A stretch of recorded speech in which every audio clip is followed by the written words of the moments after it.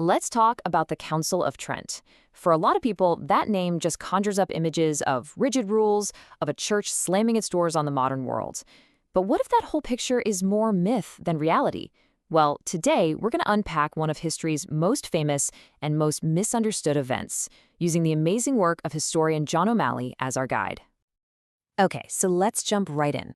The whole conflict here boils down to this: the myth versus the reality. The popular story paints Trent as this simple, rigid, reactionary event that was all about doctrine and condemning Protestants. But the reality? Whoa. It was messy, contested, complex, surprisingly practical, deeply political, and it dragged on for 18 years. So let's start by digging into that myth a little bit deeper. First up, the myth of Trent, or how this council got this reputation as the bad council. You know, this quote really nails it. For centuries, Trent became a kind of code word for everything stiff and anti-modern. For Protestants, obviously, it was the symbol of a church that just refused to reform. But even for many Catholics, especially after Vatican II, Trent was seen as the event that closed the windows that Vatican II later threw open. But see, that whole view mashes a real complicated historical event together with a whole culture that came after it. Okay, but that's just the myth, right? So now let's get to the good stuff. Section 2, uncovering the real council. The goal here is pretty simple. We need to separate what actually happened from the legend that grew up around it. And this is the central question that historian John O'Malley's work really forces us to ask. What if the Trent we all argue about is just a caricature? And what if the real council, the actual event, was something else entirely? And this is where we get grounded in reality. Forget this idea of a quiet, scholarly debate in some pristine hall. This was a messy human event. Just try to imagine the logistics in the 16th century. People had to endure dangerous, long-distance travel, only to arrive and get bogged down in political infighting and endless arguments about procedure. They had to deal with harsh weather, disease outbreaks, all while this thick cloud of suspicion hung in the air between the popes and Europe's powerful kings. And all that human drama, all that political chaos, it led directly to this incredibly stop-and-start process. Which brings us to Section 3, a council of interruptions. And it raises a huge, obvious question. Why on earth did it take 18 years to finish? I mean, just look at this timeline. This is wild. The Council of Trent was not one long continuous meeting, not even close. It met for a couple of years, then stopped. It started up again a few years later, ran for about a year, and then stopped again. There are these massive multi-year gaps separating 3 completely distinct periods. So let's zoom in on that giant pause right in the middle. A full decade. 10 years passed between the end of the second period and the start of the third. What in the world could cause a 10-year delay in such an important meeting? Was there some theological problem so difficult they just couldn't solve it?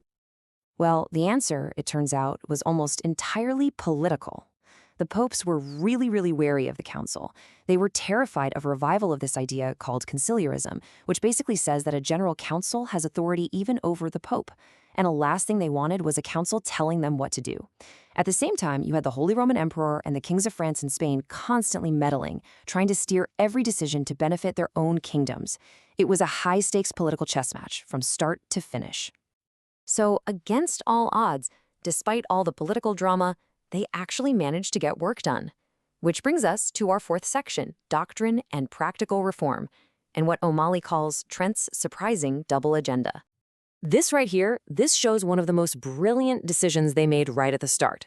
They decided to work on 2 tracks at the same time. So for every major doctrinal decree they hammered out, defining big ideas like justification or the sacraments, they also issued a decree on practical, on-the-ground reform. So while they're clarifying theology, they're also mandating the creation of seminaries to properly train priests and forcing bishops to actually live in their dioceses instead of just using them like ATMs. It was just as much about pastoral care as it was about dogma. And this focus on the practical stuff, it had these enormous, long-lasting effects. In fact, you could argue that Trent's most significant achievement wasn't some abstract definition of grace, but something much more concrete. It essentially created an ideal job description for a bishop. It defined the bishop first and foremost as a pastor, responsible for the actual people in his care. That's an idea that would shape Catholic leadership for the next 400 years. All right, let's bring it all home. We're moving to our final section, and this is where we get to the single most important takeaway from this whole explainer. Section 5, Trent versus Trentine culture. First things first, we need to get a key term on the table, the word tridentine. It's just the adjective form of Trent, but it means something really specific. It refers to the culture, the rules, the whole administrative style that grew up in the church after the council was over. And here's the absolute crucial part. These things were not always decreed by the council itself. And boom, this slide is the payoff. This is where the myth and the reality finally get pulled apart for good. On the left, you have things the Council of Trent actually did. It mandated that bishops live in their diocese, it endorsed the idea of seminaries. But now look at the right. The famous Roman Catechism, the standardized Latin Mass that was used for centuries, those specific loyalty oaths required for clergy. These are all things we strongly associate with Trent, but they were actually developed after the council was over by the popes and their administration in Rome. They are Tridentine, yes, but they are not Trent. So here is the bottom line. For hundreds of years, we've been blaming, or for some, crediting, the historical event of the council for a whole range of cultural and administrative things that came much, much later. We've collapsed a messy 18-year-long political and pastoral event into a simple symbol for a cultural mood that followed it. And that really leaves us with one last question to chew on. The story of Trent is such a powerful reminder of how easily a complex, messy, human event can get flattened into a simple myth, a myth that ends up serving somebody else's purpose later on. It really makes you wonder, doesn't it? How much of the history we think we know isn't really about what happened at all, but about the story we've decided to tell ourselves about it.